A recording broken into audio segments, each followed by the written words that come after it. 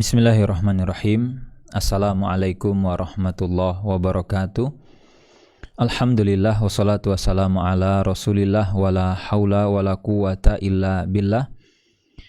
Allahumma allimna ma yanfa'una wanfa'na bima 'allamtana wa zidna ilma. Allahumma arinal haqqa haqqan warzuqna tiba'ah wa arinal batila batilan warzuqna ijtinabah. Kaum muslimin dan kaum muslimat rahimani wa rahimakumullah. Kita bersyukur kepada Allah karena di kesempatan ini kita bisa kembali melanjutkan pembahasan kita bersama kitab Asy-Syarhul Mumti' ala Zadil Mustaqni karya Syekh Ibnu Utsaimin rahimahullah, dan kita akan melanjutkan pembahasannya di sini terkait dengan agama dari anak yang dipungut tadi itu seperti apa sebenarnya secara status hukum.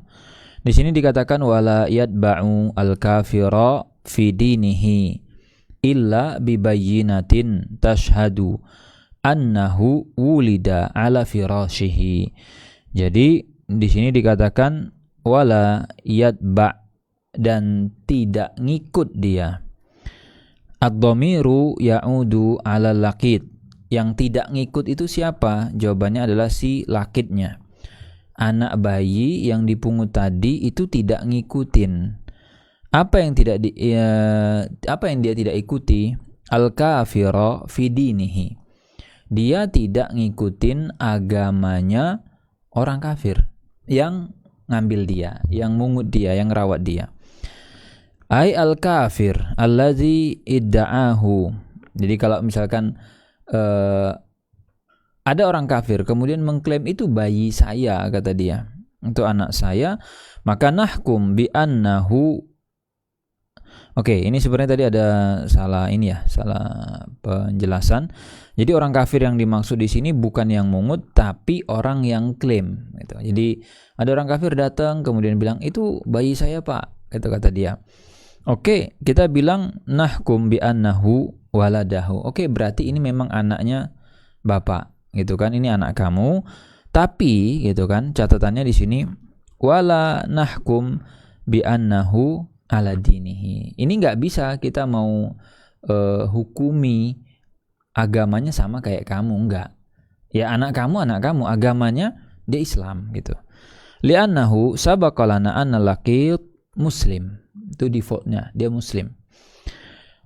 Nah ini walaupun memang kadang di masyarakat ya kalau kita jelaskan seperti itu kadang responnya belum tentu sama ya. Apalagi kalau dia ngerasa itu anak saya, agamanya terserah saya lah, kan saya bapaknya, saya ibunya. Mau dia ikut agama saya sebagai bapaknya, mungkin di agamanya A, lalu ibunya B, yang jelas bukan Islam, itu anak kami gitu. Ya, tapi ini kita bahas secara fikihnya gitu ya, secara hukum Islamnya. Kemudian di sini dikatakan illa bibayyinatin tashhad annahu. Nah, kecuali memang orang tadi bisa membuktikan ya, ada saksinya, ada buktinya bahwa bayi ini emang dilahirkan di rumahnya atau dilahirkan di tempatnya mereka. Fa idza aqama, kalau misalkan sudah diberikan bayyinah bi annahu ulida min zaujatihi aw annahu ulida min surriyatihi fahuna la budda anal haqahu bihi nasaban wa dinan. Jadi konteks yang tadi, kenapa kok kita mempertahankan dia muslim ketika posisinya tidak bisa kita pastikan atau buktinya dirasa kurang kuat. Terus kalau buktinya udah sangat-sangat kuat, emang valid. Ini bukti-buktinya bersalinnya kapan, kemudian yang lainnya mungkin ya, lalu bidannya ataupun mungkin perawatnya siapa, itu sudah lengkap semua. Maka yang kita lakukan adalah nisbatkan anak ini kepada orang tuanya tadi yang non-muslim, dan nisbatkan juga agamanya. Ya sudah, berarti dia emang bayi kamu dan ikut ke kamu agamanya. Hatta yablugha sinut tamyiz, sampai nanti dia mencapai usia tamyiz. Wa yakhtar minal adyan masya'a. Setelah itu dia punya kapasitas, dia sudah punya kemampuan untuk memilih. Apakah saya akan tetap memilih agama ayah ibu saya, atau saya milih agama yang lain? Saya akan ikut Islam misalnya. Amma idza da'ahu wa laisa lahu bayyinah. Nah, yang tadi yang di awal kita mulai tadi itu klaimnya dia itu laisa lahu bayyinah, enggak ada buktinya, enggak ada dasarnya yang bisa menunjukkan ini emang bayi kami. Dia cuma ngomong, "Pak, itu anak kami, Pak," kata dia. Tapi memang waktu lahiran kita enggak ada bukti, Pak. Karena memang istri lahiran itu misalnya di kamar yang bantu saya. Enggak pakai bidan, kita enggak ada saksi, emang kita berdua aja, kata dia. Atau bahkan bisa jadi istrinya lahiran sendiri, ditangani sendiri. Ya, tidak ada saksi misalkan. Walaisa lahu bayyinah fa in yadba al kafir nasaban wala. Nah, maka nanti yang kondisinya begini, klaim tadi, baik kalau bapak klaim itu anak bapak dan bapak nggak bisa kasih bukti, yang bisa kita nasabkan atau kita bisa nisbatkan ke bapak, ini dari sisi apa? Ya dari sisi nasab. Ini berarti anaknya fulan, ini fulan ibn fulan. Ini anak lakinya fulan atau ini anak perempuannya fulan. Sudah. Tapi agama itu enggak. Ini kalau kajian secara fikihnya. Lalu kemudian wastafadna min qawlihi. Apa yang kita bisa ambil dari statement atau dari pernyataan beliau di sini? Walayat ba'al kafira fi dinihi illa bibayyinah. Kalau kita mau nyatakan agama dia, ngikut tuh ke agama si siapa namanya tadi? Si orang kafir yang mengklaim itu anak dia. Maka di sini kita katakan anna waladal kafir yatba'al kafir fid din. Jadi kalau ditanya apa sebenarnya status agama dari anaknya orang non muslim, maka di sini dikatakan ya agamanya sama kayak agama bapaknya, kayak agama ibunya. Fa idza mata tiflun abawahu kafirani. Nah, ini hubungannya nanti dengan kematian ya. Karena kalau ditanya agama anak kecil itu apa? Dia dikubur atau dia diperlakukan saat kematiannya itu seperti apa tata caranya? Nah, makanya kaidah ini penting ataupun penjelasan mengenai poin ini penting. Di sini dikatakan fa idza mata tiflun abawahu kafirani. Kalau ada anak-anak meninggal sedangkan ayah ibunya itu dia non muslim, maka apa yang kita lakukan? Yang kita lakukan adalah di sini kita ingat kaidah tadi. Waladul kafir yatba'al kafir fi dini. Jadi ketika ada yang meninggal sedangkan kedua ayah ibunya itu non muslim, maka fa in hadha tifla kafirun hukman fi ahkamid dunya. Jadi secara hukum dunia yang kita perlakukan adalah dia itu kafir secara hukum dunia. Artinya kalau dia seperti itu ya sudah fala yuksal, tidak perlu dimandikan secara tata cara muslim ya, dan juga dia tidak dikafani dan tidak disolatkan gitu. Ini konsekuensi secara hukumnya, kan non muslim. Ya berarti kita kalaupun misalkan kita diminta ngurus, nggak bisa. Paling ya nanti yang ngurus siapa? Ya, walaupun memang umumnya ini kan yang ngurusi pastilah mereka dengan tata cara mereka. Nah, wala yusalla alaihi wala yudfan ma'al muslimin, dan tidak dimakamkan di pemakamannya orang Islam. Bisa, nggak masuk ke pemakaman kaum muslimin. Li'annahu kafir hukman, karena kita menghukumi dia sebagai non muslim. Dan kadang di masyarakat itu ya walaupun memang secara umum ini nggak perlu dijelasin, tapi kadang ada ya orang itu saya pengen anak saya itu masuk ke pekuburannya atau pemakamannya orang Islam gitu, atau saya pengen dia diurus gitu ya tata caranya dengan tata cara orang Islam. Itu tidak. Li'annahu kafir hukman amma fil akhirah fasahih. Nah, sekarang bagaimana kalau statusnya di akhirat? Kalau di akhirat, di sini dikatakan anna auladal musyrikin yamtahinun. Jadi anak-anaknya orang-orang musyrik itu, ya mereka akan diuji. Bima'na anna Allah azza wa jalla yas'aluhum fil akhirah. Allah yang akan tanya mereka. Allah ajukan pertanyaan-pertanyaan untuk mereka. Kemudian wa yukallifuhum bi asya'in Allahu a'lamu biha. Jadi bagaimana teknisnya, seperti apa, itu Allah yang lebih tahu. Kemudian di sini dikatakan faminhum man yuti'u wa minhum man ya'si. Nanti ada yang taat, ada yang mereka itu tidak taat. Nah, ini sudah wewenangnya Allah azza wa jalla. Faman ata'a istahaqqa. Siapa yang taat, maka dia berhak untuk mendapatkan sawab, balasan sebagai hamba yang taat. Kemudian waman asa istahaqqa. Siapa yang bermaksiat, dia tidak taat, maka dia berhak untuk mendapatkan apa? Balasan ataupun ganjarannya al-asi, orang yang bermaksiat. Hadza huwa ashahul aqwal. Ini pendapat yang paling sahih. Kalau ditanya nanti seperti apa secara statusnya gitu ya, terkait dengan orang-orang yang non muslim ini.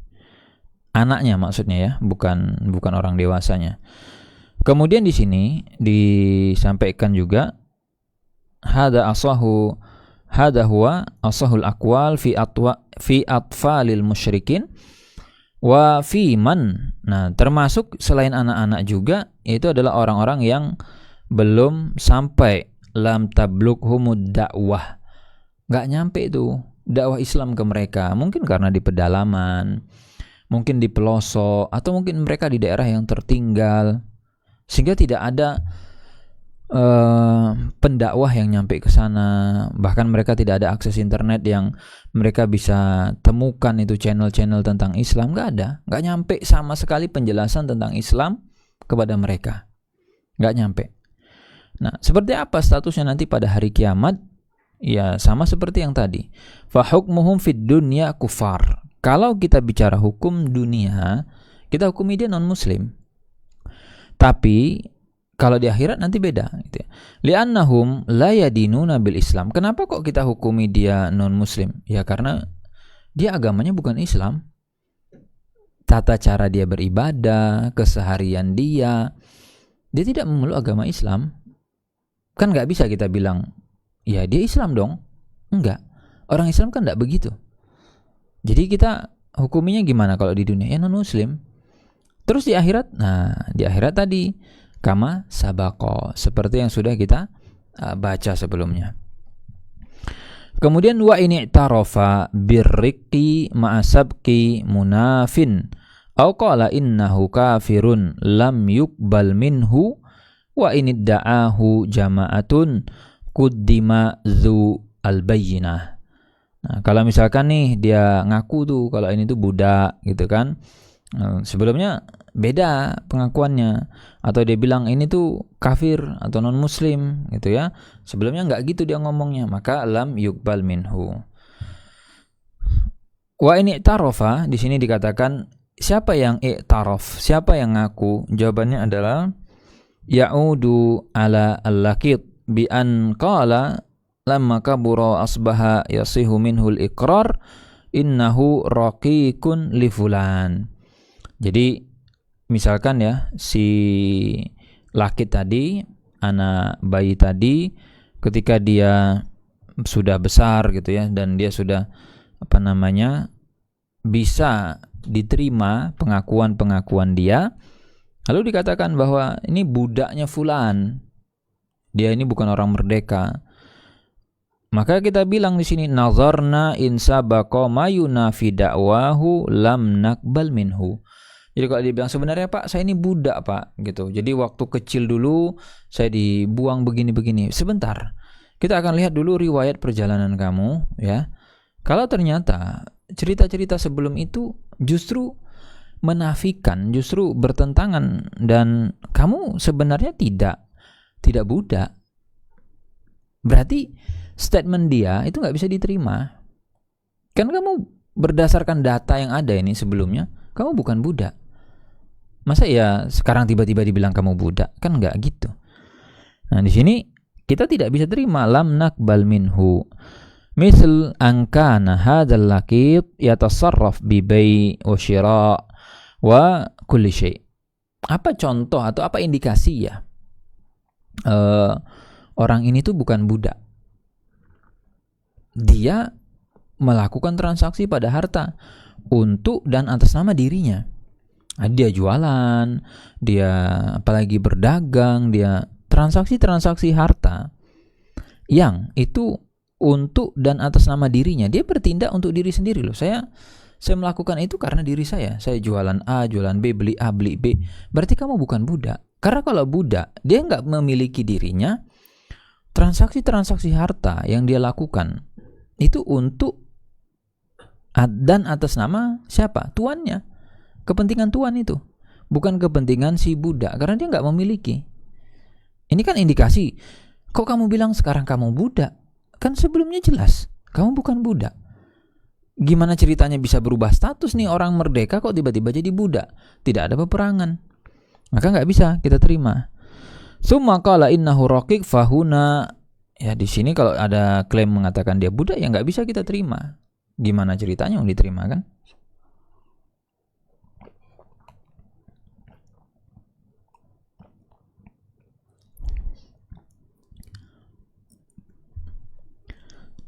Kemudian li'anna hadha ar-rajula kana yatasarrafu bi nafsihi wa la yaqulu inni uraji sayyidi aw ma asbaha dzalika fala naqbal. Jadi aneh gitu. Kenapa aneh? Ya, sebelumnya kan kamu transaksi nih itu untuk diri kamu, kepentingan kamu. Nggak ada ceritanya. Kalau budak itu, jadi kalau misalkan mau transaksi dan yang lain, kan dia konfirmasi, bentar ya Pak ya. Saya tanya tuan saya dulu, bentar ya Pak ya, saya konfirmasi dulu, bentar ya Bu ya, gitu. Jadi ada konfirmasi di mana saya tanya dulu, saya minta izin dulu, saya konfirmasi dulu dan seterusnya. Di sini nggak ada kok. Kenapa tiba-tiba dibilang ya sekarang saya budak? Li'anna iqrarahu yunafihi halu as-sabiq. Jadi pengakuan dia itu menafikan atau kontradiksi, tidak sejalan dengan apa? Dengan halahu, dengan keadaan dia, kondisi dia sebelumnya. Wa amma iza lam yasbik munafin fa innahu yuqbal. Kecuali ya kita nggak punya fakta-fakta lapangan tentang kondisi orang ini sebelumnya. Terus dia ngaku emang sebenarnya saya budak. Ya sudah, kita terima. Kalau ada bukti yang menentang atau mematahkan argumen dia sendiri, nggak bisa diterima, ya. Kemudian wal qaulu tsani. Nah, ulama ternyata nggak satu pendapat. Ada pendapat kedua kata Syekh Utsaimin. Kata Syekh Utsaimin, wa huwa al madhab. Ini pula lah mazhabnya Hambali. Dan mazhab Hambali itu mengatakan annahu la yuqbal. Dia tidak diterima pengakuannya tadi li'anna al-hurriyata warriqata warriqa haqqun lillah. Kenapa enggak diterima? Ya karena merdeka atau budak, hurriyah itu haknya Allah Azza wa Jalla. Idza aqama man uqirra lahu bayyina ala annahu raqiq. Nah, sampai kamu bisa mengatakan ini buktinya saya ini budak. Apa buktinya kamu budak? Berarti kan ada tuannya. Mana tuanmu? Panggil tuanmu. Terus nanti kita akan minta, Pak, ini bapak katanya sebagai tuan Pak ya, sebagai pemilik budak kan, kata anak ini gitu, kata orang ini. Cerita dulu Pak, gimana ceritanya bapak kok bisa jadi tuan nih? Gimana ceritanya kok bisa bapak punya budak ini gimana ceritanya gitu kan? Pasti ada cerita, nggak ada kemudian tiba-tiba muncul budak, nggak ada gitu. Bapak beli bisa punya budak, atau dari mana bapak dapatnya itu dari mana gitu? Nanti kan ketahuan itu. Bapak ini bohong rupanya kan, nggak ada.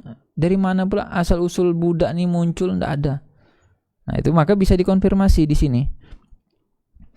Kalau dia bisa buktikan, ya sudah, itu yang kita hukumi. Fa innana nahkum bil bayyinati la bi iqraril laqit. Jadi menurut pendapat kedua ini, acuan utama ya, standarnya kita memutuskan kamu itu budak atau bukan, itu tidak berdasarkan pernyataan, tidak berdasarkan statement lisan dia, enggak.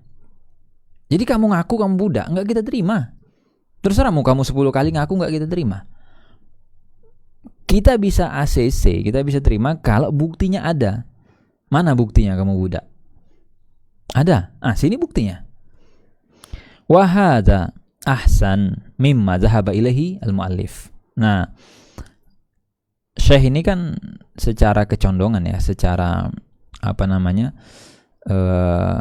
tarjihnya gitu. Apa sih yang beliau pilih? Pendapat 1 atau 2? Dari bahasa ini kita bisa tangkap sepertinya beliau condong ke pendapat yang kedua dengan mengatakan hadza ahsan. Ini nih statement yang barusan atau pendapat yang kedua ini lebih baik kayaknya.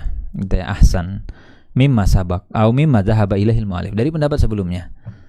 Kenapa? Ya tadi indikatornya bukan statement, bukan pernyataan. Ya banyak hal ya, kadang di beberapa kondisi gitu kan.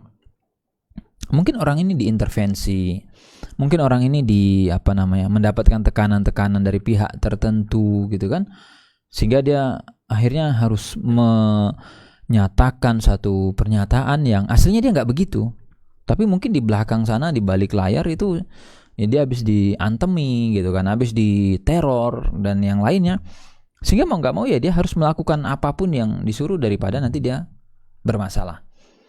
Maka kita bilang buktinya mana? Nggak ada bukti, ya nggak bisa, nggak akan kita terima gitu. Kemudian wa qauluhu au qala innahu kafir ai al-laqid fa innana la naqbalu, atau dikatakan bahwa si Laqid ini agamanya apa? Bukan Islam. Jadi anak kecil ini bukan Islam agamanya. Diterima nggak? Nggak kita terima pernyataannya gitu ya.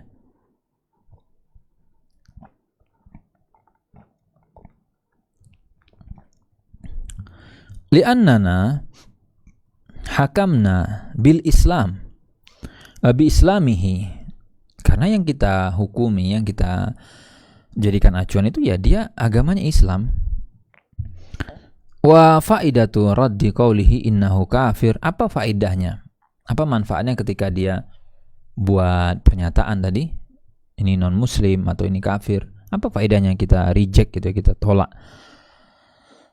Annahu idza asarra 'alal kafir sara murtaddan fa yuqalu lahu imma an taslam wa imma an tuqtal li'annal murtad la yuqbal minhul baqa ala riddati. Nah, ini kalau kita bicara standarnya hukum Islam. Standarnya hukum Islam kalau nanti kan tadi defaultnya dia Islam nih. Defaultnya kan Islam.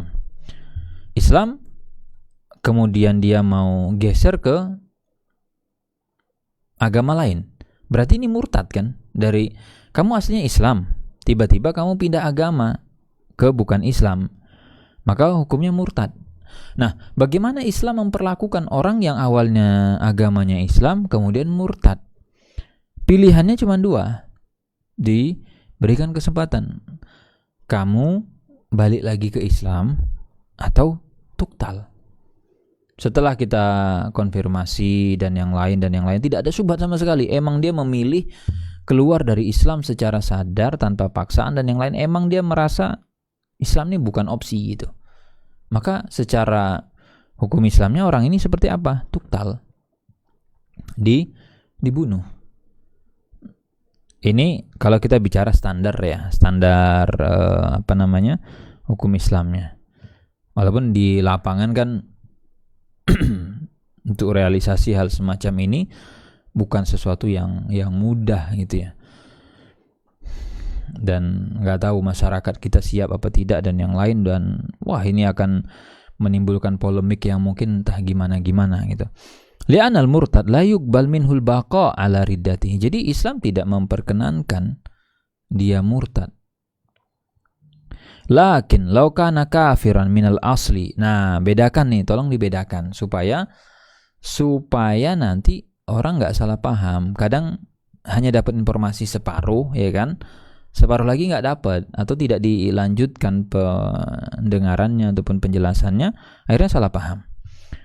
Kalau orang ini statusnya dari sononya gitu ya, sejak lahir keluarganya itu memang kafiron minal asli, non muslim dia. Dari lahir taunya sekeliling dia bapak ibu dia non muslim. Terus bisa nggak kita tawari dua opsi tadi, Pak, bapak masuk Islam atau kami bunuh? Nggak bisa. Nah, ini harus dibedakan. Jadi kadang orang itu kan memframing ya, konteksnya dihilangin tuh. Wah, berarti Islam ini agamanya keji sekali, kata dia. Memaksa orang harus masuk Islam, kalau enggak ditebas lehernya. Bentar Pak, itu tuh konteksnya seperti apa? Jadi jangan dihilangkan dan dikesankan bahwa wah, Islam ini udah agama yang paling bengis ya gitu sedunia. Enggak. Bentar, Rasul, cobalah lihat Rasul. Muamalah dia dengan non muslim, main tebas-tebas aja enggak ada. Sudah Fathul Mekah pun gitu ya, sudah posisi Islam berjaya, apa ada main tebas-tebas? Kan tidak. Sama kalau dia agamanya non muslim, kita tawari. Enggak mau, ya sudah, abqainahu ala kufrihi. Ya biar aja non muslim. Mau gimana? Karena kapasitas kita hanya mengedukasi, menyampaikan, menjelaskan. Wa akhadna minhu al-jizyah. Nah, nanti kita bisa tarik jizyah tuh dari orang-orang non-muslim yang berada di dalam negara Islam. Hasba ma taqtadihi asy-syariah. Sesuai dengan ketentuan syariat. Nah, ini cara menyikapi orang yang emang dari sononya tuh non-muslim dengan yang awalnya ini muslim, dia tiba-tiba murtad, tiba-tiba keluar dari agama. Itu beda cara nyikapinya. Kemudian wa ini da'ahu jama'atun. Kemudian qadimatul bayyinah ini da'ahu. Ini lanjutannya beberapa orang ya yang mengklaim. Jadi bukan hanya satu atau dua, tapi sekelompok orang. Maka kuddima zu al-bayyinah. Ini berarti nanti yang pengen atau yang mengatakan bahwa itu anaknya si A atau anaknya si B gitu ya.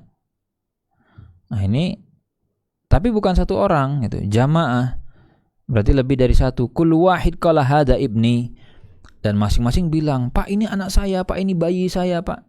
Bentar, ini ada 5 orang ini. Gimana caranya? Siapa yang mau kita kasih? Anaknya cuma 1. Tiba-tiba ada 5 perempuan mengklaim itu bayi dia. Gimana ini? Fa in aqama ahaduhum bayyinah annahu ibnuhu wa waladun wa wulida ala firashihi fa huwa lahu. Nah, ke siapa tuh kita kasih? Ke orang yang bisa mendatangkan bukti. Oke, kamu bilang nih anak kamu, bayi kamu ya.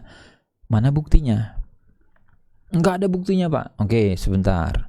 Coba yang B. Kamu bilang anak kamu kan? Buktinya mana? Oh, ini darah, kata dia. Bawa kain berdarah-darah. Bentar. Oke, iya, lahir berdarah, kainnya kena darah. Tapi kan kita nggak tahu ini darah kamu dapat dari mana. Kalau kamu lahirnya sudah sebulan yang lalu, kan nggak mungkin darahnya nggak dicuci kan? Masa iya kain dibiarkan busuk, bau, darah? Nggak. Orang habis lahiran, ada darah, cucilah. Atau apa-apa buktinya gitu. Nah, ada yang bisa menunjukkan ini Pak buktinya. Yang menangani saya itu bidan A. Saya lahiran di rumah sakit atau saya lahiran dibantu. Oke, panggil saksinya. Oke, panggil ini, panggil ini. Terbukti, valid. Nah, kasih sama dia. Jadi ini ketika nanti ada yang mengklaim. Kadang kenapa orang mau rebutan ya, mau rebutan bayi itu banyak faktor.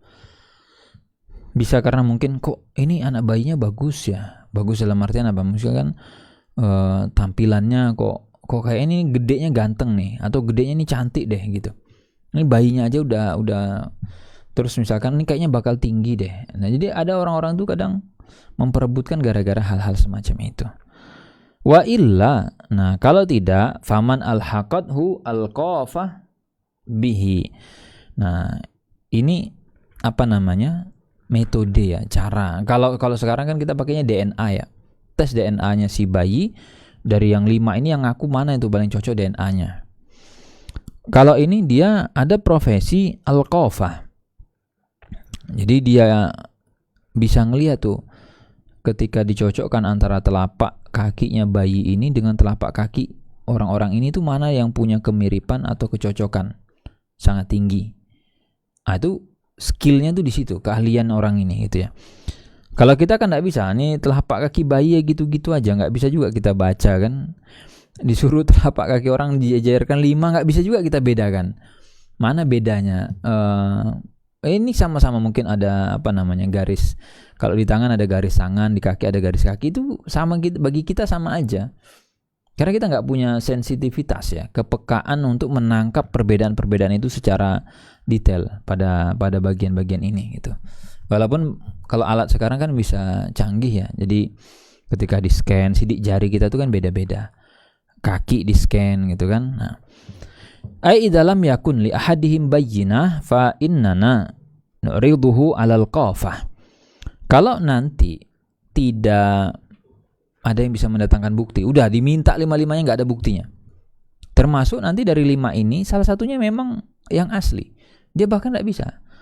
Pak, itu anak saya kata dia. Tapi saya nggak ada bukti karena lahirannya di rumah, kadung brojol misalkan.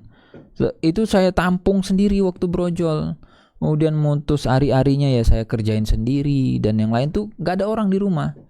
Dia mau pegang HP dan yang misalkan nggak memungkinkan, pokoknya itu kondisi darurat Pak. Teriak dia, nggak ada orang juga yang dengar. Terus gimana? Ya udah, selesai aja gitu lahiran, alhamdulillah keluar. Dan nanti kalau ditanya lagi, kok bisa anaknya kececer dan yang lain, itu cerita lain lah ya. Yang penting ini sekarang kondisinya ada anak kececer gitu. Terus direbutkan oleh 5 orang. Nah, kita akan bawa nih antara yang mengklaim dengan si bayi atau anak yang hilang tadi. Kemana kita bawa? Kepada al-qafah. Jadi al-qafah itu adalah bentuk jamak dari qaif. Jadi seperti saghah itu jamak dari sa'ir. Ini tuh apa? Qafah tuh apa gitu kan? Di sini dikatakan wahum qaumun ya'rifunal ansab bisyabah. Jadi mereka itu punya sensor ya. Ya ini karunia ya, apa namanya? Mauhibah, pemberian dari Allah Azza wa Jalla. Ini bukan barang gaib ya, bukan dukun enggak. Tapi dia bisa mengetahui nasab dengan tingkat kemiripan. Jadi kita kan mungkin pernah ya dulu temukan persamaan, temukan perbedaan dari 2 gambar ini gitu kan. Nah, ada orang itu memang punya kepekaan sangat tinggi tuh. Ini dengan ini tuh tingkat kemiripannya itu sekian persen. Kalau sekarang kan mungkin dengan bantuan teknologi kita bisa ya. Ini kemiripan antara sidik jarinya yang di sini dengan yang sini itu sekian persen kemiripannya. Ada 80, ada 90 dan yang lain. Nah, orang ini bisa tahu dengan seperti tadi. Jadi siapa di sini dikatakan Banu Mudlij minal Arab masyhuruna bihada.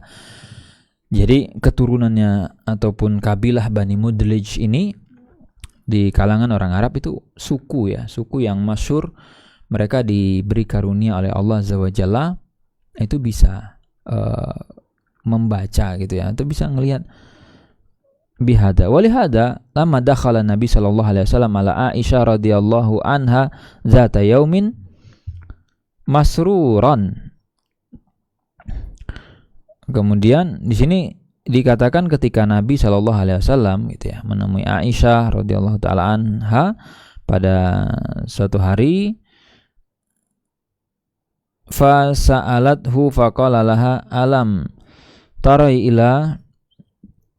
Ini disarankan terkait dengan Bani Mudlij ini, dakhala ala Usamah ibn Zaid wa Zaid ibn Haritha radhiyallahu anhuma wa huma qad taghattaya birida wa qad badat aqdamahuma faqala inna hadzal aqdam ba'dhuha min ba'd.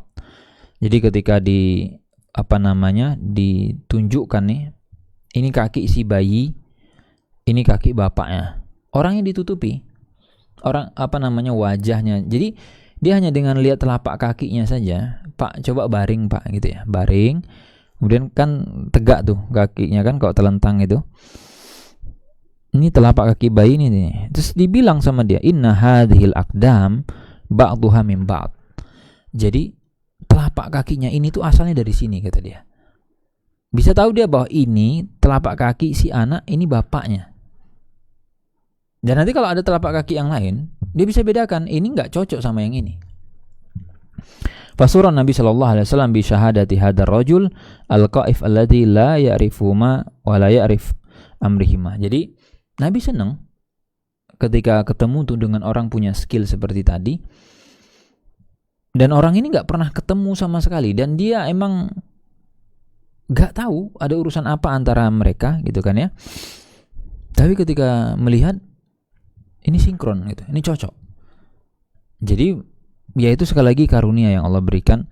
Dan setiap kita kan punya ini ya, kecerdasan masing-masing ya. Ada yang kecerdasannya mungkin ketika berurusan dengan angka, jadi begitu membaca rentetan atau deretan bilangan data tuh kita langsung punya kepekaan sendiri. Ada yang masalah deh datanya gitu ya. Ini kayaknya ada problem deh gitu. Ada orang itu punya kepekaan atau sensitivitas itu dengan suara. Ya, dengan suara. Jadi telinga dia itu sangat-sangat peka sekali, sangat tajam sehingga dia ketika membaca dalam tanda kutip yang dibaca itu suara. Intonasi ya, tinggi rendah, nada dan yang lain. Itu dia bisa olah data itu dengan baik. Kecerdasannya di suara. Ada yang bagi dia suara itu sama aja. Jadi enggak sensitif dia dengan suara. Makanya kalaupun dia disuruh niru kan susah. Suaranya sumbang gitu kan, suara enggak bagus. Tapi ada yang dia bisa oke gitu. Jadi kepekaannya di telinga dia. Ada yang Allah kasih kecerdasan itu dia di pandangan ya, secara warna dan yang lain. Ada yang orang ketika disuruh ngelihat, kamu bisa enggak menilai gitu ya. Warna ini dipadu dengan ini itu cocok enggak? Enak enggak dipandang? Ada orang enggak bisa. Jadi ketika dia berpakaian, ketika dia nyusun sesuatu, itu kadang mohon maaf, dipandang udah enak. Tapi bagi dia enak-enak aja gitu, karena dia tidak memiliki kepekaan terhadap warna. Maka ini orang kalau disuruh misalkan nih, apa yang hubungan dengan warna, ngelukis gitu ya, jadi desainer, nggak bisa dia. Karena dia tidak memiliki kepekaan. Memadukan warna tuh nggak bisa dia. Ada orang itu kepekaannya di mana? Di lidah gitu. Jadi dia punya sensitivitas di rasa, dimakan. Oke, ini garamnya kebanyakan 1% kata dia. Garamnya ini kurang 0, sekian persen. Dia bisa mengkonversi itu dari lidah tadi. Nah, kalau orang lidahnya biasa saja, apa rasanya kata dia? Enak, sangat enak, tidak enak. Dan dia nggak bisa menjelaskan tuh. Enak kamu tuh gimana maksudnya? Tingkat kepedasannya ya, tingkat keasinannya, dia nggak bisa mendeskripsikan itu karena sensor dia nggak sepeka itu. Jadi ada karunia-karunia yang Allah berikan kepada hambanya, kepada makhluknya itu beda-beda. Jadi termasuk tadi ada yang Allah kasih karunia, dia bisa membaca gitu ya. Dia punya sensitivitas ketika memandang sesuatu tuh bisa diolah sama dia, bisa dianalisis. Apalagi misalkan, jadi kepekaan kita tuh beda-beda ya. Jadi kecerdasannya ada yang di angka, ada yang tadi di rasa gitu kan, ada di tangan gitu. Kepekaannya di tangan misalkan. Di tangan itu apa ya? Kalau dia misalkan pegang ini, pegang itu, dia ini sensornya peka gitu ya di tangannya. Apa yang hubungannya dengan tangan? Jadi skill-skill itu tuh hubungannya dengan ini. Kerjaan, kerapian dan yang lain gitu ya. Maka kita perlu kenali juga sebenarnya. Nah, kembali kepada Al-Qafah tadi gitu ya, orang yang punya profesi semacam ini. Wadzalika anna Quraisyan kanat, ini ketika kisahnya Aisyah gitu ya, tat'an fi nasab Usamah ibn Zaid. Jadi kisahnya tadi disampaikan oleh Aisyah, kemudian terkait dengan nasabnya Usamah ibn Zaid ibn Harithah radhiyallahu anhuma, li'anna Usama aswad wa Zaid abyad. Jadi kasusnya itu ketika itu ribut di masyarakat, rame gitu ya. Si Usamah ini warnanya agak gelap dia. Sedangkan si Zaid itu warnanya putih. Jadi kulitnya cerah lah ya, enggak. Kan coba geger enggak tuh di masyarakat kita? Ibunya, bapaknya kulitnya seperti ini nih, misalkan apa? Coklat, sawo mateng ya, sawo apa namanya ini. Dah, begitu lahir kok anaknya putih kayak bule. Coba apa yang dipikirkan sama orang? Macam-macam kan mikirnya kan? Aduh, ini anak siapa ya gitu? Kok kulitnya beda gitu? Enggak. Kalau kulitnya sama kayak kita, orang Indonesia kan ya seperti inilah ya standar kulitnya. Ini yang lahir beda, gelap banget gitu kan, kayak di suku-suku apa misalkan negro. Bentar, ini dari mana munculnya gitu. Nah, watakul hadza laisa waladan li hada. Jadi akhirnya kan orang pada komen kan, ini kayaknya istrinya si Zaid, istrinya si Zaid ini kayaknya macam-macam deh gitu kan. Nah, atau mereka bilang ini bukan anaknya dia lah kayaknya nih. Enggak ada mirip-miripnya sama sekali gitu. Wa hadalah syaka annahu yuhimmu rasul li anna Zaidan maula. Jadi ini kan apa ya, membuat Rasul gelisah ya, karena kan si Zaid ini bekas budaknya beliau juga ya. Wa Usama ibn Maula, sedangkan Usama ini anak dari mantan budak beliau kan. Jadinya kan begitu kira-kira. Jadi ada hubungan emosional yang cukup dekat antara Rasul dengan si Zaid ini. Wa kilahuma maula wa kana Rasul sallallahu alaihi wasallam yuhibbuhuma wa ma'lumun. Jadi Rasul tuh sayang sama mereka, dan apa ya tadi, ada ikatan emosional lah dengan antara Rasul dengan orang ini gitu. Dan tiba-tiba ada omongan enggak benar tuh di masyarakat. Maka ma'lumun anna ta'na fihi ma laisa bi amrin hayyin. Itu kalau kita dibilang udahlah enggak usah pikirin, enggak bisa. Enggak dipikirin kepikiran dia. Nggak bisa, emang ini omongan orang. Kalau kita tidak ada hubungan gitu ya dengan si siapa tadi, si Zaid gitu kan, dengan si Usama, omongan orang ya oke lah, bagi kita biasa aja, nggak dipikirin. Tapi karena tadi antara kita dengan ini ada ikatan emosional gitu kan, dia orang dekat saya atau udah saya anggap keluarga lah gitu kan, tiba-tiba omongan di masyarakat macam-macam tuh. Wah, ini anaknya nggak bener nih, wah ini istrinya nggak bener nih. Nah, ini nggak bisa dibilang sepele gitu loh, pasti kepikiran, dan Rasul juga begitu.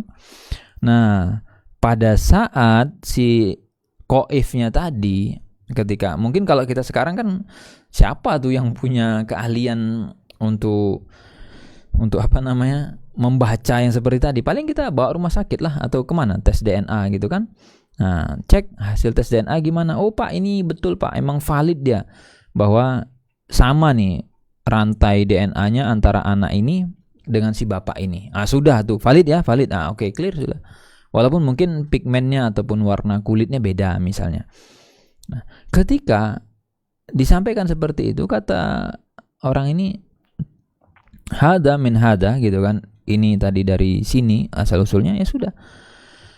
Ini taziduhu sururon. Jadi Rasul senang gitu ya. Lega, plong. Oh ya alhamdulillah, berarti keluarga ini nggak ada masalah. Karena kalau ada masalah kan ya Rasul juga nggak tenang kan, kepikiran gitu. Al-muhim nu'riduhu ala al-qafah. Jadi intinya apa upaya nih yang bisa kita lakukan kalau terjadi kasus semacam ini, ya bawa ke pakar, ditunjukkan ke pakar seperti apa pandangan para expertnya tadi itu.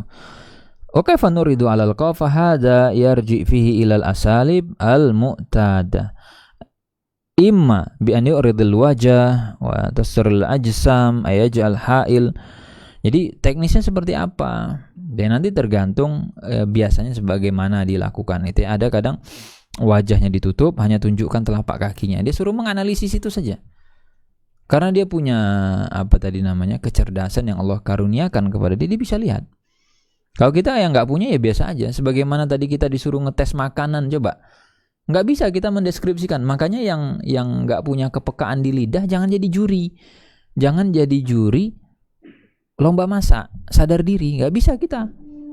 Jadi ada 10-20 makanan, coba suruh bedakan. Apa bedanya makanan satu sama makanan nomor 19? Sama-sama nasi goreng nih. Menunya nasi goreng. 19, 20 nasi goreng, suruh cobai. jelaskan secara rinci perbedaan nasi goreng 1 sampai nasi goreng 20. Gak bisa kita. Apa rasanya Pak? Enak, semua enak sudah gitu. Itu lidahnya gak bisa.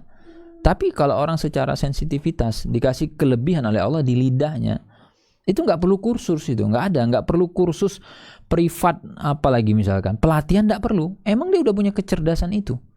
Dia bisa masuk itu nasi goreng ke mulut dia, itu sudah langsung kayak datanya ngolah tuh, diolah sendiri. Ini tingkat misalkan ya nasinya dulu misalnya, tingkat nasinya ini terlalu keras, yang ini terlalu lembek, yang ini sedang, dan sedangnya itu ini sampai di posisi ideal, baru nasi itu. Habis nasi geser lagi misalkan ke penampilan atau ke tekstur atau apa itu, dia bisa nilai semua itu. Jadi di screening lengkap datanya, jadi dia bisa jelasin.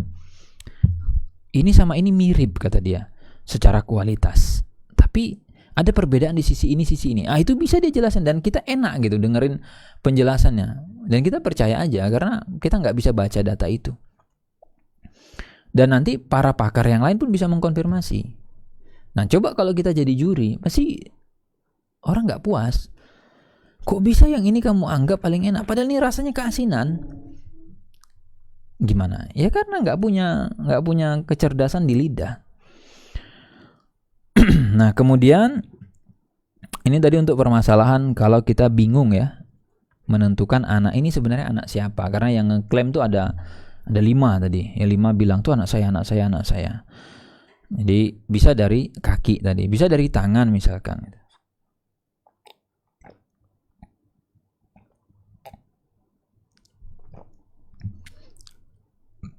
Bisa juga dari wajah gitu ya. Kemudian di sini dikatakan hatta innahu indana huna fil balad unasun ya'rifuna ar-rajul bi qadamihi. Jadi ada suku-suku tertentu yang Allah kasih karunia kecerdasannya apa? Dia bisa tahu nih orang, mengenali orang itu dari apa? Dari kaki, telapak kaki ini, telapak sulur telapak, dia tahu itu. Kalau kita mungkin bisa membaca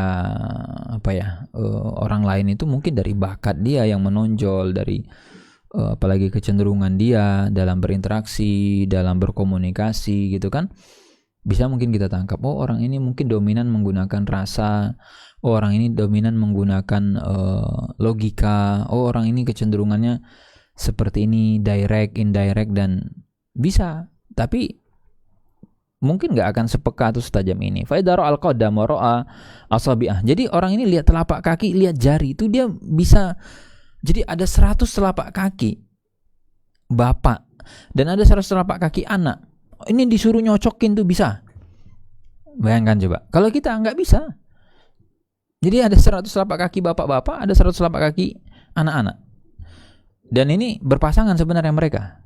Jadi ada 100 orang tua, ada 100 anak. Coba kamu temukan telapak kaki yang mana yang nanti ketemu sama yang ini. Bisa tuh dicocokin. Nih, ini. Dan valid hasilnya. Kalau kita insya Allah enggak valid. Bingung kita. Sama aja telapak kaki kayaknya. Jari sama-sama 5. Apa? Coba gimana cara kita beda? Enggak bisa kita. Sama seperti tadi nasi goreng tadi tuh. Ada 10 nasi goreng, 100 nasi goreng coba. Suruh bedakan. Enggak bisa kita bedakan tuh. Sama aja sama-sama nasi goreng gitu. Nah, katanya qala ka'annani usyahid wajhahu subhanallah. Jadi kata Syekh, sampai saya juga bilang, saya ngelihat telapak kaki ini itu udah secara otomatis kayak saya ngelihat wajah. Nah, kalau kita kan bisa mungkin ya menilai ini anak sama bapak itu dari mana? Dari wajah kan? Bisa kita itu biasanya. Kamu kok mukanya mirip ini? Anak sama bapak ya gitu kan? Iya, itu bisa kita. Berarti kan kecerdasan kita, sensor kita gitu kan, itu di mana? Di indera kan, di wajah kita ngelihat sama-sama putih nih gitu kan. Oke, hidungnya sama-sama mancung.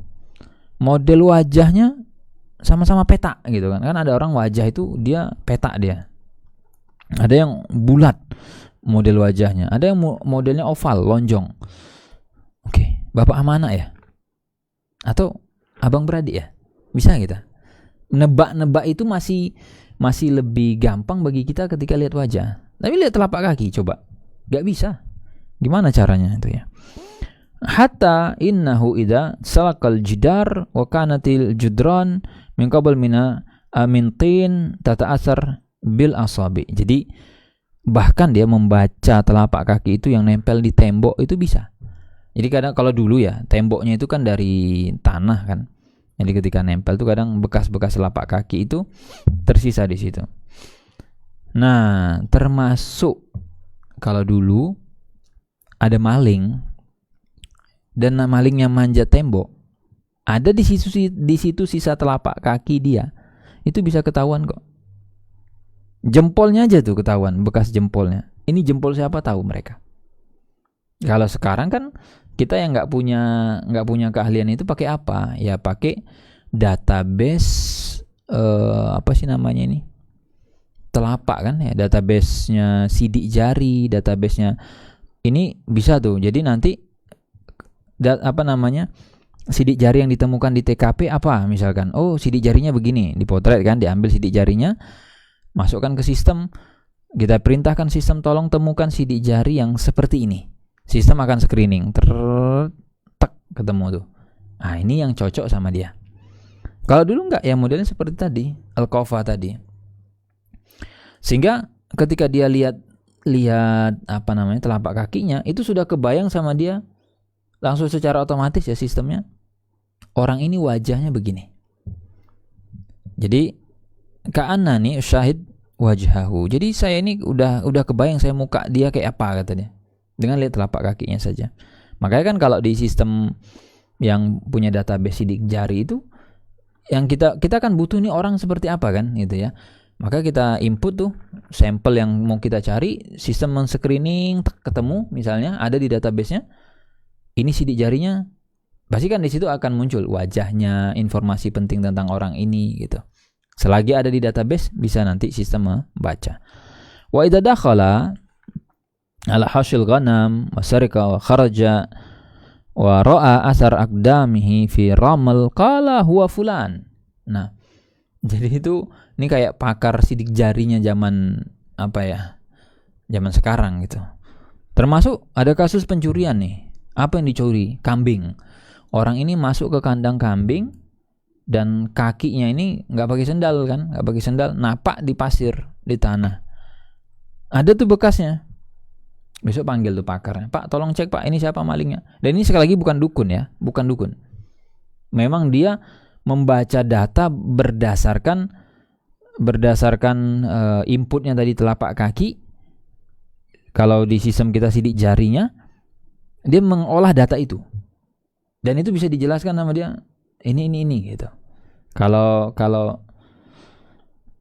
dukun kan beda lagi gitu. Nah, ini yang harus dibedakan. Maka dia bilang, karena mungkin zaman dulu juga orangnya nggak banyak gitu ya di kampung-kampung itu juga, dan dia sudah setiap ketemu orang yang di screening tuh telapak kakinya. Oh, bapak ini telapak kakinya, ini bapak ini.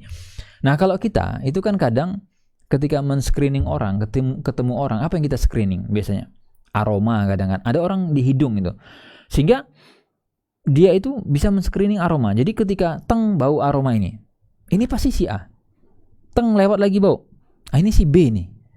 Nah, itu orang yang punya kecerdasan, sensornya, sensitivitasnya di sini, di bau. Ada misalkan ketika mensensor orang itu dari apa? Suara. Dengar suara, berarti itu yang kepekaan telinga. Ketika ada ngomong, ini pasti si A. Mau satu kampung itu dia bisa kenali semuanya dari suara saja. Disebutkan, coba kamu ngomong. Ini, dia langsung tahu tuh. Ini si A. Ngomong lagi, si B, si C. Nah, ini sensornya dia nggak dari suara, tapi dari telapak kaki. Oh, ini kakinya si A itu udah. Coba panggil si A sini. Tes, itu dia kakinya. Nah, itu karunia yang Allah berikan. Fal muhim katanya. Annal wujuha wal aqdam tadul 'alan nasab. Wajah dan telapak kaki itu menunjukkan nasab seseorang. Ini kenanya atau ketemunya ke siapa, miripnya kemana. Lianna, karena tadi kasusnya siapa tadi itu, Al-Mudriji tadi radhiyallahu anhu, innama ra'a aqdamahuma. Itu dari telapak kakinya. Kemudian wala farqa baina an yakunal awwal mudda'in aw tsani aw tsalits. Nah, ini nanti wa qaulul qafa fil ansab mu'tabar Itu alhaqahu al-qafa. Insyaallah kita